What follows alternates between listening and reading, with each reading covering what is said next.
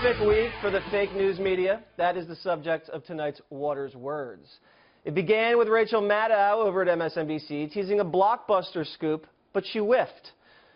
Breaking, we've got Trump tax returns. Tonight, 9 p.m. Eastern, MSNBC. Seriously.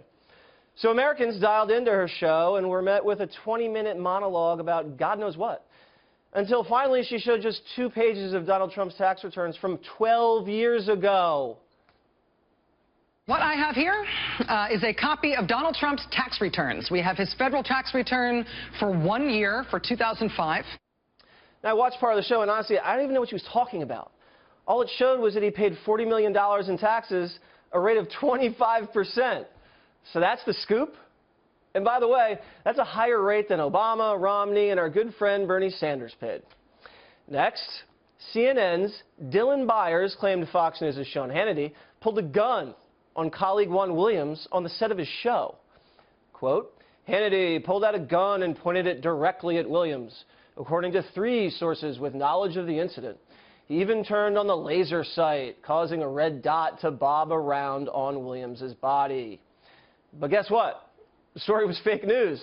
Juan Williams said the entire thing was sensationalized, and he and Sean are great friends.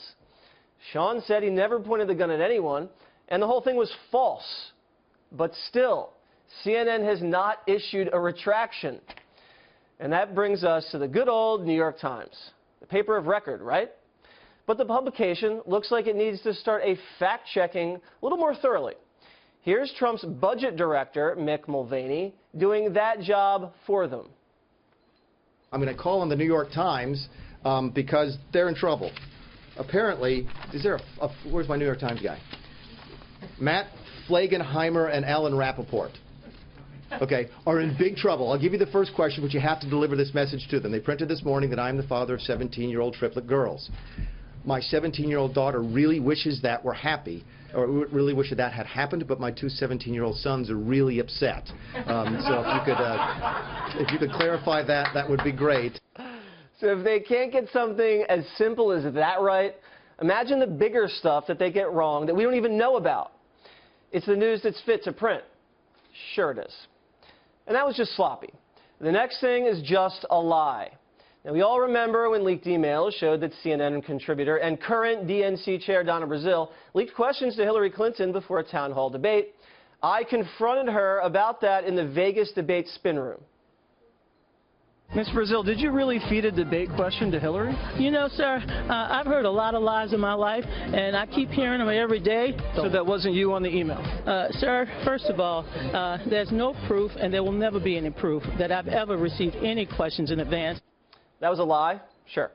But just the other day, she wrote the following in Time magazine.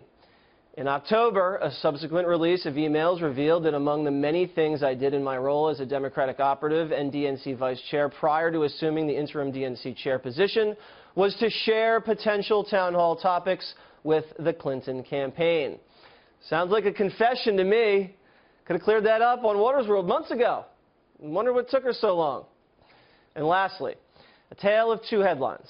When presidents come into office, they almost always fire the politically appointed U.S. attorneys from the previous administration. Nothing wrong with that. You want your own guys in there. So, when President Obama did it, this is how Politico's Josh Gerstein headlined it. Obama to replace U.S. attorneys. But when President Trump did the exact same thing, the same reporter 8 years later used this headline. Trump team ousts Obama-appointed U.S. attorneys. Ousts? What's with the tone change, Josh? I see what you did there. Here's another one. Look at this CNN headline from October. No, the presidential election can't be hacked. But after Hillary Clinton lost the election, this was the CNN headline. Russian hacking and the 2016 election, what you need to know. So let me get this straight. CNN says that Russians can't hack the election when Trump suggests it, but says they can hack it when Hillary suggests it? You guys do realize that the internet saves these headlines, right? So Waters Words will continue to expose fake news, double standards, and juiced headlines. Number 1, because you need to know about it. But number 2, because it's just so easy. What a bunch of clowns.